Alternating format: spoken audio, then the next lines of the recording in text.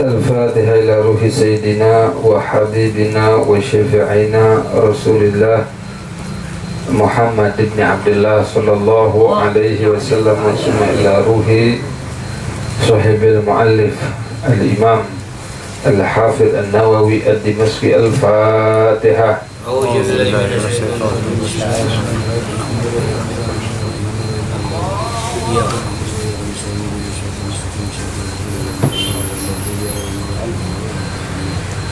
Bismillahirrahmanirrahim. Alhamdulillahi rabbil alamin. Wa bihi nasta'inu ala umurid dunya waddin. Wa sallallahu ala sayyidina Muhammadin wa ala alihi wa sahbihi ajma'in. Subhanaka la ilma lana illa ma'alamtana innaka antal alimul hakim. Rabbi syrah li sadri wa yassir li amri wahlul uqdatan min lisani yafqahu qawli wasaddid lisani bijahin nabi wa ali. Qala al-musannif rahimahullahu ta'ala wa nafa'ana bihi wa bi ulumihi fid dharain amin. Al-hadis sabi'u, hadis yang ke-7 dari kitab Arba'in An-Nawawi. Nabi Ruqayyah, dari Abu Ruqayyah Tamim bin Ausin Ad-Dari, namanya sahabat Tamim bin Aus Ad-Dari radhiyallahu ta'ala anhu, semoga Allah subhanahu wa ta'ala meridhoinya. Amin.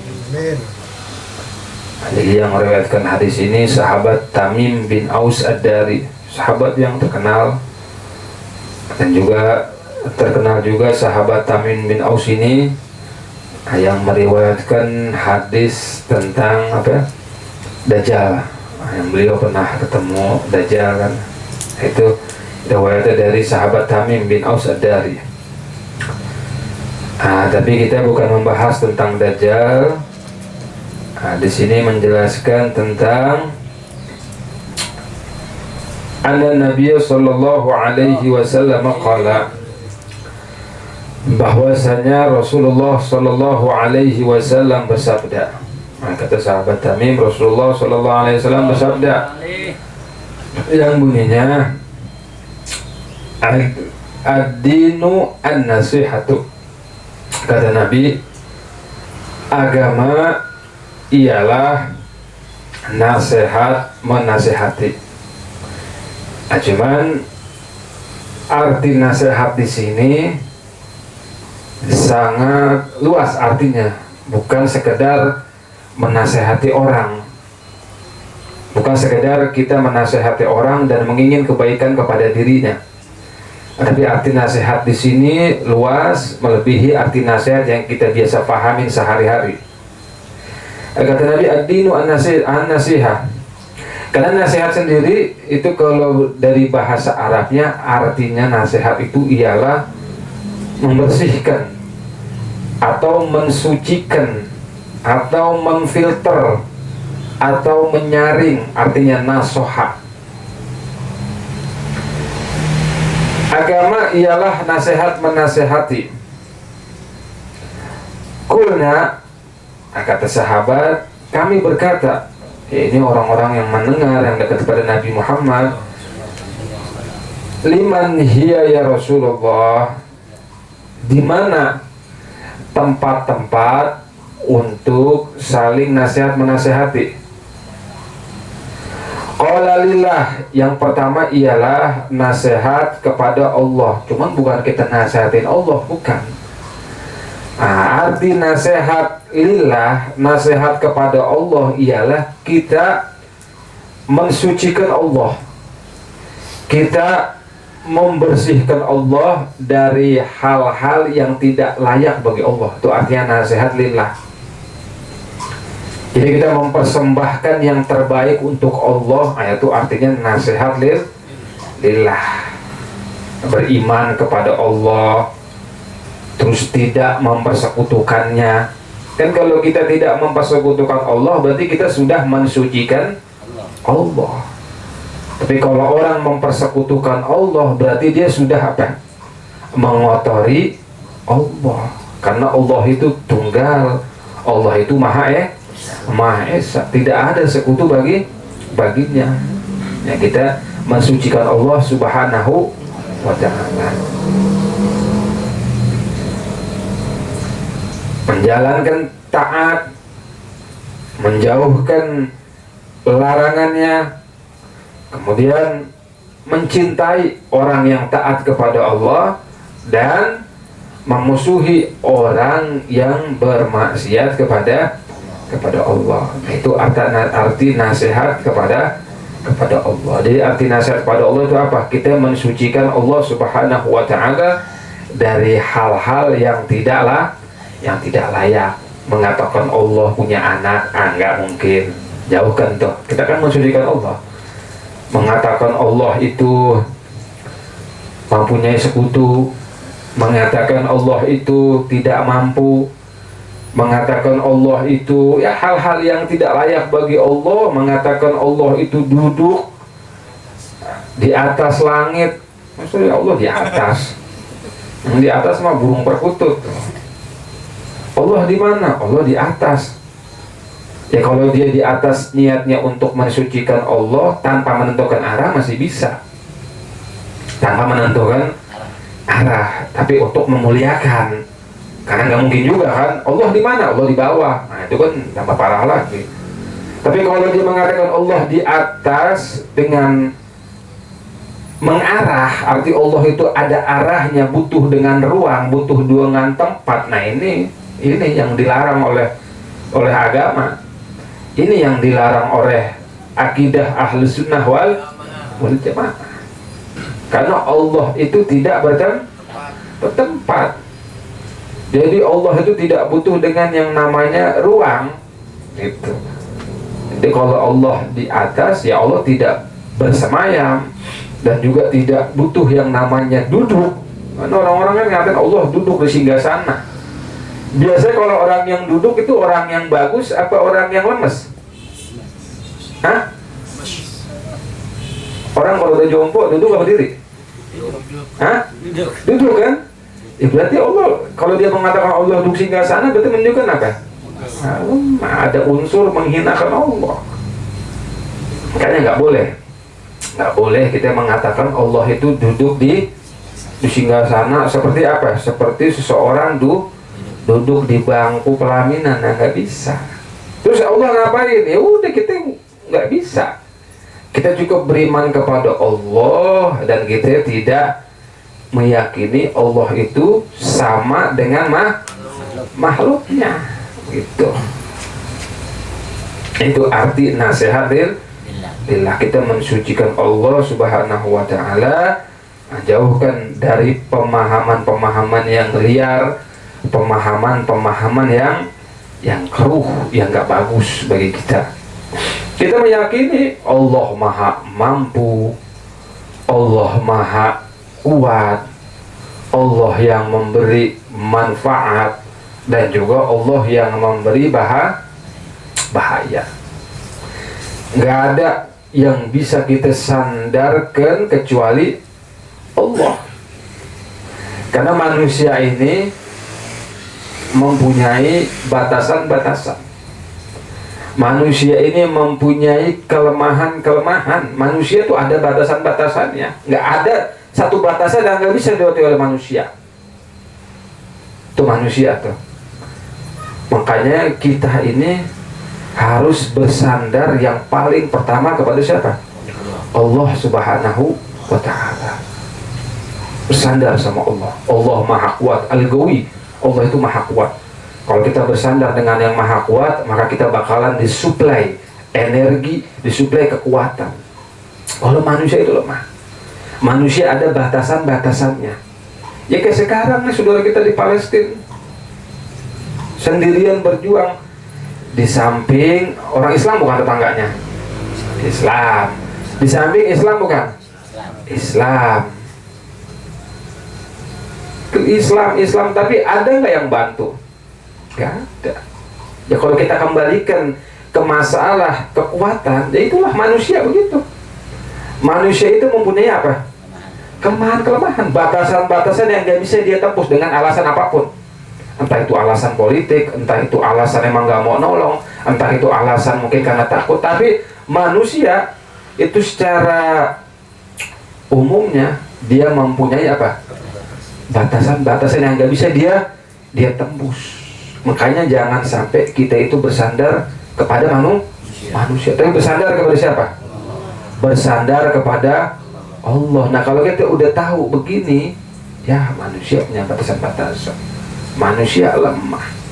Saudara kita di Palestina nggak ada yang nolong, mana manusia. Nah maka kita ngambil pelajaran apa? Bersandarlah kepada Allah Subhanahu wa Ta'ala. Kalau kita bersandar kepada Allah, maka Allah bakalan beri kekuatan kepada kita. Semua nanti Allah yang handle. Bersandar kepada Allah, Allah bakalan memberikan apa? Kekuatan kepada kita. Itu aulia-aulia Allah zaman dulu. Mereka berdakwah, nggak ada medsos, nggak ada Facebook, nggak ada Instagram, nggak ada live langsung. Woi, apa namanya? Tok tuh. Nggak ada. Imam Suyuti, Imam Nawawi, nggak punya medsos. Tapi kitabnya sampai sekarang ada tuh. Kita baca nih malam ini Arba'in An-Nawawi, kitab Imam Nawawi, kitab yang berkah. Nggak punya medsos, nggak punya apa lagi? Instagram, nggak punya Facebook, nggak punya. Tapi kenapa kok bisa nyampe ke sini? Siapa yang memberi kekuatan? Allah Subhanahu wa Ta'ala. Wali Songo masuk ke tanah Jawa. Wali Songo bisa Jawa? Hah? Coba ente pikir gimana komunikasinya tuh sama orang-orang Jawa zaman dulu. Ya Allah yang memberi kekuatan, Allah yang memberi pemahaman kepada waktu itu orang pribumi. Dengan Aulia Tis'ah, wali-wali Songo itu mereka bersandar kepada Allah, mereka dekat kepada Allah, maka Allah berilah kekuatan, bisalah dakwah di negeri Indonesia. Habib Ahmad Masyhur bin Thaha Al-Haddad, beliau dakwah di Afrika. Beliau bukan ahli dakwah, artinya beliau itu bukan ahli berpidato, bukan beliau tuh ahli fasih berbicara di mimbar. Beliau juga nggak punya dekengan, nggak punya Facebook. Kalau sekarang kan gampang, nanti punya pengikut di Facebook terkenal semuanya, tapi nggak ada yang awet. Tapi Habib Ahmad Masyhur bin Thaha Al-Haddad dengan beliau bersandar kepada Allah, masuk ke Afrika, sampai sekarang nama beliau itu masih melekat di zona Islam. 300.000 lebih orang masuk Islam di tangan beliau kan. 300 lebih. Beliau bukan ahli berpidato, beliau bukan juga orang kaya, beliau juga bukan kalau pejabat, beliau juga bukan punya wartawan, nggak ada. Tapi beliau bersandar kepada siapa? Kepada Allah Subhanahu wa Ta'ala, maka Allah yang beri kekuatan. Jadi kita yakin bahwasanya apa? Allah Subhanahu wa Ta'ala lah yang maha kuat, yang maha mampu. Nah, itu yang pertama. Terus yang kedua,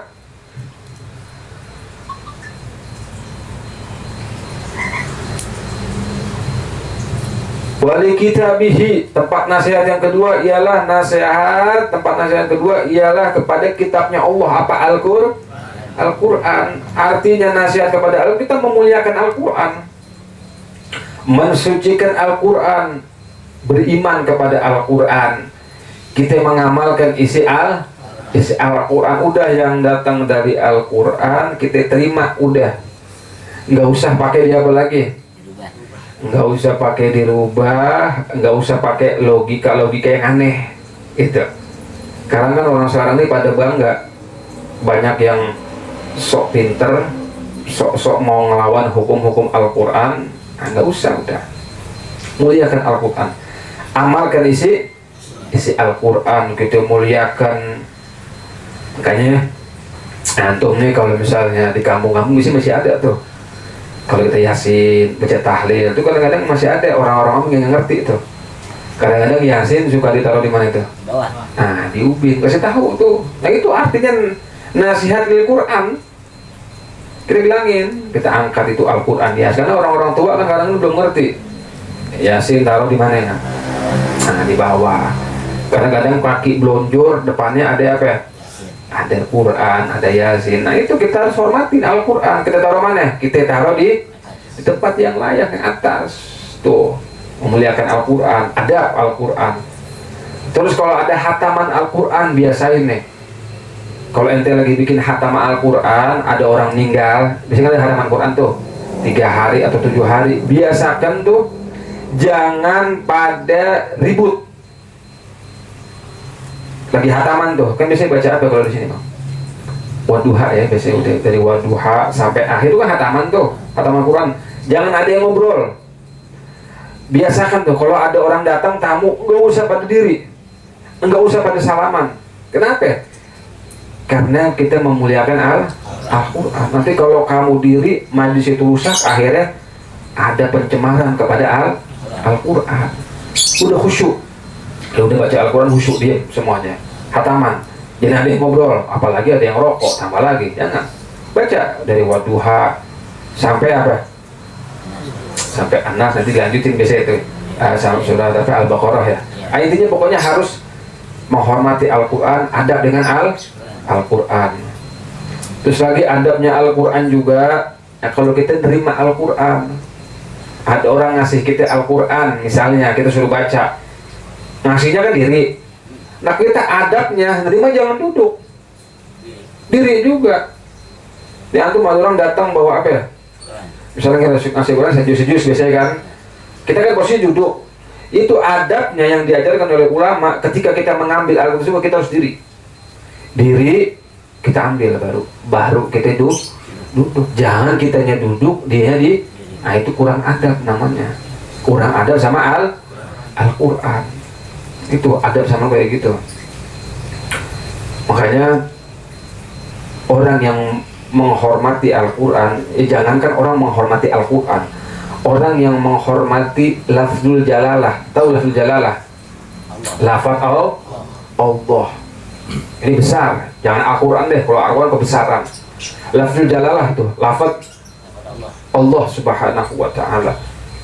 Itu pernah ada satu orang bisa Allah ubah keadaannya menjadi auliaillah yang punya makom tinggi di sisi Allah, yang dulunya orang biasa, nggak dikenal sama orang, tapi karena dia menghormati lafzul jalalah, dia ketika mau ke pasar dia lihat ada tulisan lafaz Allah, ya Allah, dia ambil, dia bersihkan tuh lafzul jalalah, dia kasih minyak wangi, ya Allah, dia taruh di mana?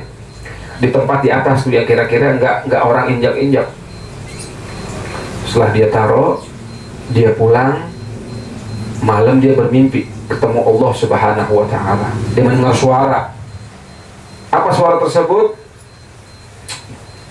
Kata suara tersebut, Tayyabta ismi ala utayyibanna ismaka fid dunya wal akhirah.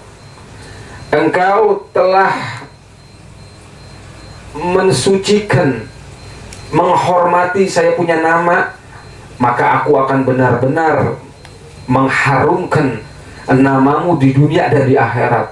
Maka jadilah Al-Imam Ma'ruf Al-Karhi. Itu Imam Ma'ruf Al-Karhi. Beliau menjadi aulia gara-gara apa? Sebabnya menghormati lafzul jalalah. Ini Imam Ma'ruf Al-Karhi. Kuburannya di mana? Di Irak tuh. Kalau kita ke Irak tuh, di antara makbaroh kuburan yang sampai sekarang masih dihormati sama orang, bahkan debunya itu teriak. Apa teriak? Obat yang penyakit nggak ada obatnya. Jadi debunya makbaroh tuh yang ada di makbaroh Imam Al-Ghazali itu teriak.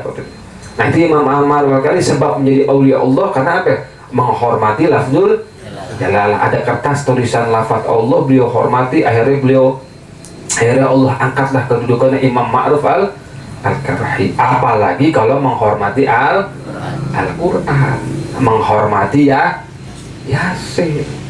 Tuh, makanya hormatin Al-Quran, kasih tahu. Biasanya di kamu masih ada tuh. Kadang-kadang suka sering nemuin tuh, karena mereka nggak paham kadang-kadang. Ya, kita juga ngasih tahu yang benar juga. Jangan, kong, goblok banget tuh, jangan gitu. Ujung-ujungnya disilat sama tongkong. Jangan, pelan-pelan ngasih taunya, pakai akhlak, pakai adab. Jangan, lu tolol banget tuh. Tahlil bertahun-tahun Al-Quran, jangan. Akhlak. Kayak Imam Hasan sama Imam Husain kan, ketika mau dakwah sama aki-aki yang wudunya salah, Imam Hasan Imam Husain gimana dakwahnya? Masih kecil nih, Imam Hasan Imam Husain masih kecil.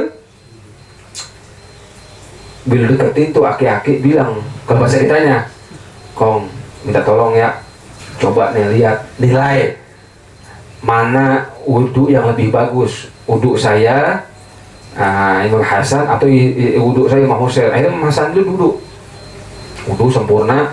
Kedua Imam Husain sama, wudunya nggak ada yang berbeda. Imam Hasan sama Imam Husain wudunya sama. Akhirnya si aki-aki ini sadar, maksudnya apa? Oh, yang salah itu wudunya saya tadi. Beda. Saya beda. Habis muka langsung kaki. Berarti yang benar siapa namanya? Yang benar Imam Hasan sama Imam Husain. Tuh dakwah begitu. Coba kalau langsung, kong, wudu lu salah.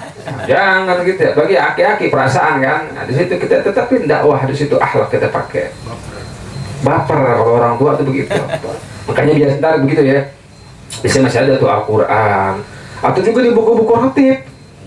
Buku ratib, buku mat, bukan ada Al-Quran tuh. Diangkat, taruh tempat atas. Mudah-mudahan kita bisa mendapatkan kemuliaan karena memuliakan Al-Quran. Lanjutnya wali rasulih, kemudian tempat nasihat yang selanjutnya ialah kepada rasulnya, yaitu Nabi Muhammad Shallallahu Alaihi Wasallam. Kita menghormati Nabi Muhammad, beriman dengan Nabi Muhammad, mempercayai semua yang datang dari Nabi Muhammad. Percaya, pokoknya semua yang datang dari Nabi Muhammad kita percaya. Melebihi kepercayaan kita kepada dokter, melebihi kepercayaan kita kepada profesor. Jadi kadang-kadang orang sekarang itu percaya sama dokter sama daripada Nabi Muhammad kan. Kalau dokter bilang ini minum obat ini, nurut kita, nurut kan. Tapi kata Nabi Muhammad, barang siapa yang baca surat Waqiah setiap malam lantusibhu faqoh, nggak bakalan miskin. Percaya nggak kira-kira? Hah? Percaya nggak? Ini Nabi yang ngomong, kata Nabi, orang yang baca surat Waqiah, tahu surat Waqiah? Idza waqa'atil Waqiah, setiap malam lantusibhu faqoh, itu orang nggak bakalan ketiban yang namanya kemiskinan. Karena percaya nggak kita? Wajib kita percaya. Yang ngomong siapa? Rasulullah. Nah sekarang tinggal jalanin apa enggak nih? Dijalanin nggak baca Waqiah? Jalanin. Kalau kita percaya, kita jalan. Rasulullah yang ngomong. Coba kalau dokter yang ngomong, profesor yang percaya nggak kita? Percaya. Kalau dokter yang ngomong, profesor yang ngomong, percaya nggak? Percaya. Masa Nabi Muhammad kita nggak percaya? Harus lebih percaya. Nabi Muhammad yang ngomong, man qara'a suratul Waqiah fi kulli lailah la tusibu faqih, kama qala Nabi sallallahu alaihi wasallam. Itu kan ceritanya siapa? Ceritanya sahabat Abdullah bin Mas'ud. Ketika beliau mau meninggal, Sayyidina Utsman datang. Sayyidina Utsman khalifah nih, Sayyidina Utsman bin Affan khalifah. Kata Sayyidina Utsman, mau enggak aku panggilkan dokter? Kata sahabat enggak usah, kata sahabat enggak usah panggil dokter. Sahabat Abdullah bin udah tahu mau meninggal, artinya dokter enggak bakalan bisa bikin mampu. Akhirnya kata Sayyidina Utsman, mau enggak engkau aku kasih harta? Enggak usah, kata Sayyidina Utsman. Maksud, enggak, ini harta bukan buat engkau. Nanti bukan warisan anak-anakmu, enggak. Kata Sayyidina Utsman, enggak mau dikasih duit sama Sayyidina Utsman, enggak usah. Karena aku sudah ngasih yang lebih baik daripada duit. Aku pernah, dan aku udah ngajarkan anak-anakku, dan aku pernah mendengar kata Rasulullah Sallallahu Alaihi Wasallam, barang siapa yang membaca surat Waqiah setiap malam nggak bakalan miskin. Udah tenang, sahabat, udah anaknya sudah baca apa? Surat Waqiah. Alhamdulillah tuh nggak ada yang miskin. Nah kita nih sekarang kita harus percaya, kita harus yakin baca surat Waqiah setiap malam. Terus juga sholat duha. Sholat duha tuh. La tatami'ul faqru ma'at duha, nggak bakalan kemiskinan berkumpul sama orang sholat duha. Kita sholat duha nggak nih? Sholat duha nggak? Jangan, insya Allah nih. Sholat duha biar kata 2 rakaat. Kan Nabi yang ngomong, pasti benernya. Maka jauh nanti dari namanya kemiskinan. Sholat malam, tahu sholat malam? Qiyamul Lail. Apalagi mumpung sekarang nih. Maksudnya kalau sekarang kita diberikan apa? Kemudahan, diberi privilege kalau bahasa anak gaulnya tuh, diberi keistimewaan kita karena kita sahur sekalian. Sholat malam 2 rakaat akhirul lail, ini yang nawarin Allah langsung. Kata Allah apa? Allah nawarin. Hal min talibi hajatin, ada yang punya hajat nggak? Kata Allah. Fa'aqdiyalah, nanti aku bakal kabulkan. Allah nawarin, nanti punya hajat. Sholat malam, tahajud, di situ doa minta sama Allah. Hal min mustaghfirin, apakah ada yang meminta ampun? Kata Allah, kita minta, ya Allah manusia, fa'aghfirullah, aku bakalan apa? Ampunin. Hal min sa'ilin, kata Allah, apakah ada orang yang meminta? Kita minta tuh di sepertiga malam terakhir, apa kata Allah? Fa'u'tiya su'lah, maka aku akan berikan permintaannya. Nah sekarang ada nggak nih yang lagi sahur, sholat tahajud? Lagi sahur, sholat tahajud, tapi ikut bini masak. Sholat 2 rakaat tahajud, sholat 2 rakaat kita sempurnakan dah. Sholat witir 3, minta sama Allah, ya Allah. Pertama minta doanya apa? Dosa dulu ampunin, karena ayatnya kan wabil ashari hum yastaghfirun. Itu sahabat-sahabat Nabi itu tandanya orang muslim, di waktu sahur sebelum subuh mereka apa? Minta ampun, minta dosa. Ya Allah ampunin dosa, ya Allah, dosa yang besar, yang kecil, yang sadar, nggak sadar ampun. Habis itu minta doa, habis itu minta apa? Ya itu kan akhirat. Habis itu minta dunia, minta anak yang soleh, minta biar keturunan yang soleh dan soleha, biar menjadi ahli ilmu. Yo kita minta semuanya deh. Minta dunia, minta akhirat dulu, baru minta dunia. Dikabulkan nggak mau apa? Dikabulkan nggak? Yakin nggak?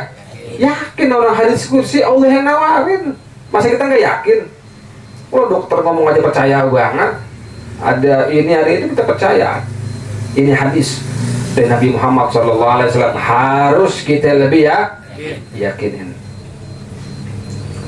Tapi saya udah tahajud, Bib, cuma belum kabul-kabul juga. Terus udah nggak ada urusan. Saya udah sholat duha, Bib, tapi tetap aja kayaknya begini-begini aja, Bib. Nah itu perasaan ente doang, begitu-begitu aja. Padahal yang ente nggak sadari itu banyak perubahan-perubahan. Saya udah baca waqiah, Bib, setiap malam, tapi kayaknya gini-gini aja, Bib, saya. Tapi kelihatannya nggak ada kemajuan. Nah itu menurut kita, menurut akal kita nggak ada kemajuan.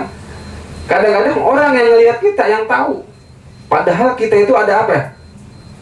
Ada kemajuan di situ. Entah itu istri, entah itu anak, entah itu kesehatan, entah dijauhkan dari bala, musibah, macam-macam deh. Yang penting kita jangan musiman. Terus baca surat waqiah, istiqomah, sholat tahajud, sama sholat duha. Ini kan mumpung Ramadan. Kalau tahajud, kalau waktu lain ribet juga kan. Berat emang kan. Tapi kan mumpung Ramadan, nah kita manfaatkan. Latihan, kita latihan sekarang. Sekalian sahur, bener. Nah, selanjutnya wali a'immatil muslimin, artinya nasihat terhadap a'immatil muslimin, yaitu para pemimpin orang Islam atau para ulama, bisa juga artinya yaitu kita apa? Taatin perintah mereka. Taatin pemimpin kita taatin selama dia tidak menyuruh kita kepada hal-hal yang apa? Yang berbau maksiat. Kalau udah menyuruh berbau maksiat, wajib kita tinggalkan pemimpin. Ulama itu juga wajib kita taatin ulama. Ulama ngomong begini ini selama kebaikan. Selama kebaikan kita ikutin. Tapi kalau keburukan jangan kita ikutin. Dan juga nih jangan kita pernah jadi patokan ulama dalam urusan keburukan. Ya orang sekarang biasanya begitu nih. Ente ngapa melakukan hal-hal yang masuk ono Habib ono begitu juga. Ono Kiai ono ngelakuin itu, saya juga ikutin dia. Nggak bisa kayak gitu. Karena orang yang udah salah itu tidak bisa dijadikan panutan. Jangan pernah, karena ulama juga kan manusia. Kadang juga bisa salah, kadang juga bisa benar. Dan kalau kita ngelihat dia yang salah, jangan ikutin, jangan dijadikan dalil. Karena dalil kita ini Al-Quran dan Sunnah. Ono Kiai Ono boleh dia, ya saya mau ikutin Kiai Ono, ya jangan, nggak bisa. Ono Habib Fulan, apa dia begitu? Saya mau ikutin Habib Fulan aja, jangan. Ya kita ikutin apa barometer kita, Quran dan hadis di situ. Jadi selama ulama, selama kiai, selama habaib tersebut menyuruh yang baik, kita ikutin. Nah yang buruk tinggalkan. Jangan kita jadikan dalil untuk itu, jangan. La ta'ata li makhlukin fi maksiatil khaliq, kata Nabi Muhammad SAW.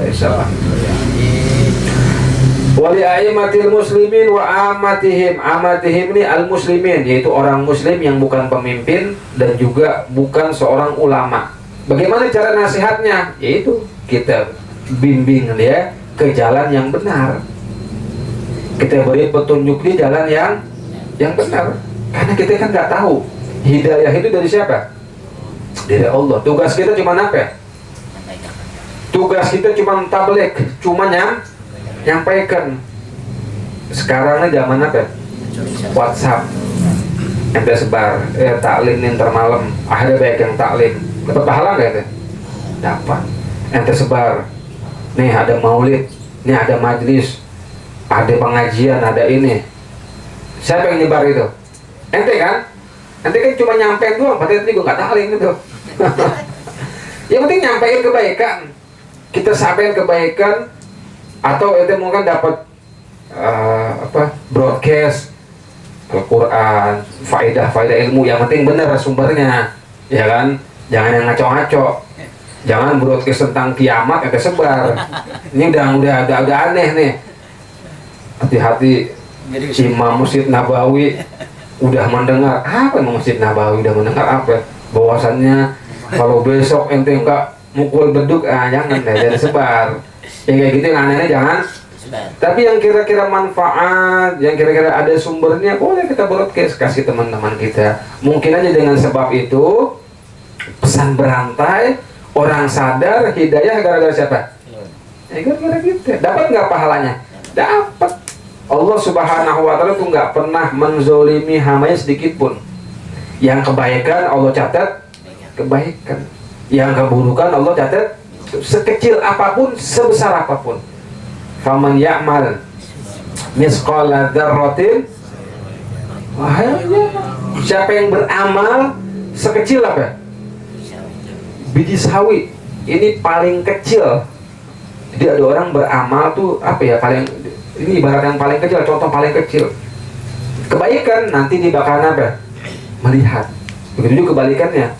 Kalau dia beramal buruk sekecil biji sawi atau yang lebih kecil lagi, nanti dalam timbangan Allah itu ada dosanya. Makanya jangan pernah menyepelekan amal baik sekecil apapun. Di situ maksudnya.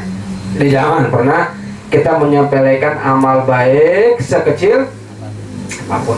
Dan juga jangan pernah kita menyepelekan dosa apapun walaupun kecil. Semua itu bisa menjadi besar di sisi Allah Subhanahu wa Ta'ala. Tadi contoh yang pertama, Imam Ma'ruf Al-Karhi, cuman gara-gara apa?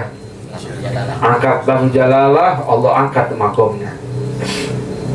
Terus lagi disebutkan di Sahih Bukhari itu, seorang Bani Israel, perempuan yang ahli maksiat, bahkan perempuan yang kotor, perempuan zina, ya kan, ngasih minum anjing yang haus. Apa ya kata dalam Sahih Bukhari? Allah ampunkan dosanya, ngasih anjing, bukannya binatang yang haram ini, anjing kasih minum. Karena di situ ada apa? Ada kebaikan, ada keridhaannya Allah Subhanahu. Sebaliknya juga ada. Dakhalatim ra'atun nara bihiratin habasatha. Kebalikannya, ada seorang perempuan masuk ke dalam neraka karena sebab apa? Dia punya hewan peliharaan, kucing yang dia sekap, nggak dia kasih makan. Kan kelihatan sepele tuh. Dia punya burung, dia punya ikan, dia punya apa aja, pokoknya itu dia nggak kasih makan, apalagi anak nggak dikasih makan, ya kan? sampai mati. Akhirnya sebab itu apa ya? Allah masukkan dia karena neraka. Makanya jangan pernah menyepelekan amal baik, jangan juga pernah menyepelekan perbuatan dosa. Wallahu a'lam bissawab. Subhanakallahumma wa bihamdika asyhadu an la ilaha illa anta astaghfiruka wa atubu ilaik. Sallallahu ala sayyidina Muhammad.